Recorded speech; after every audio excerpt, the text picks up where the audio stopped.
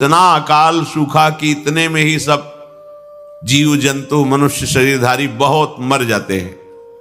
भयंकर सूखा, गर्म वायु तपती हुई, बचना मुश्किल है।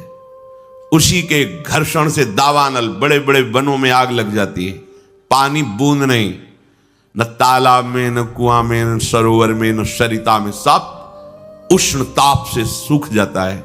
बिना पानी के, बिना अन्न के तड़प तड़प करके जीव मरते हैं। कितना भयानक कष्ट है प्रलय में। हमें तो कष्ट ही कष्ट है।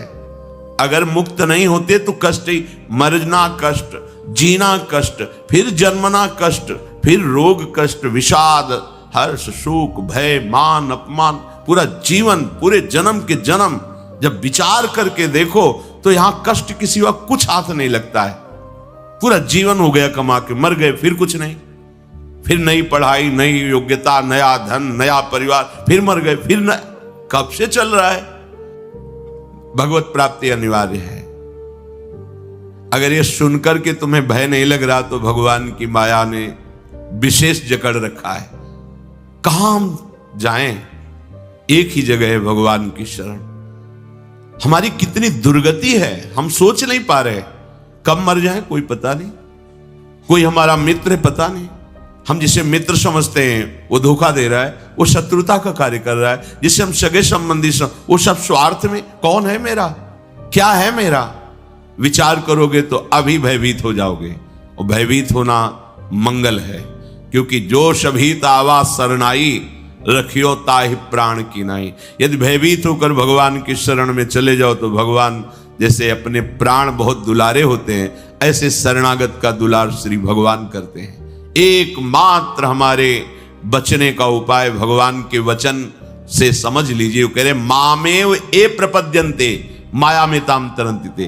केवल मेरी शरण हो जाओगे तो मैं बचा लूंगा, नहीं तो इस भव समुद्र से बचना बहुत कठिन है। बड़ा दुखदाई है, अभी समझ में नहीं आ रहा, बड़ा दुखदाई है। कार में बैठे बैठे मुस्कुराते हुए पूरा परिवार जा रहा है, अंदर से पता नहीं क्या हुआ, कार में आग लग गई, सब भुन गए, पूरा परिवार। प्रतिपल भय, प्रतिपल दुख, प्रतिपल अशांति, मृत्यु हमारे सिर पर सवार रहेगी जब तक भगवान नहीं मिल जाते।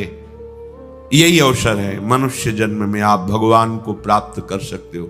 इस छोटी सी आयु में, छोटे समय में, बिना प्रयत्न के भगवान की प्राप्ति आपको हो जाएगी यदि शरणागत हो जाओ, हृदय से शरणागत हो जाओ। अभी कलियुग का परिसमाप्ति हो चुका है। सारा विश्व में मानव सभ्यता के लिए बड़ा आपदा आ रहा है। कहीं जल प्रलय, कहीं भूकंप। तो यह भूकंप बढ़ता जाएगा, क्योंकि प्रभु पहले आप लोगों को सचेतन करते हैं। देश मानवों में भक्ति भाव समर्पण का जागृत हो जाए और मानव लोग ये भी समझ जाएं कि कलियुग अब नहीं रहने वाला है, अब सत्य युग आने वाला है। तो हमको क्या करना है, कैसे हम सत्य युग का मानव बनेंगे? तो सत्य युग का मानव बनने के लिए रोज त्रिकाल संध्या, श्रीमद् भागवत महापुराण पठन, 16 नाम 10 अवतार, दुर्गा माधव स्तुति, माधव नाम भजन, जो मनुष्य लोग इसको करेंगे वही लोग सत्य युग के मानव। और सत्य युग के मानव बनने के लिए हमको ये करना जरूरी है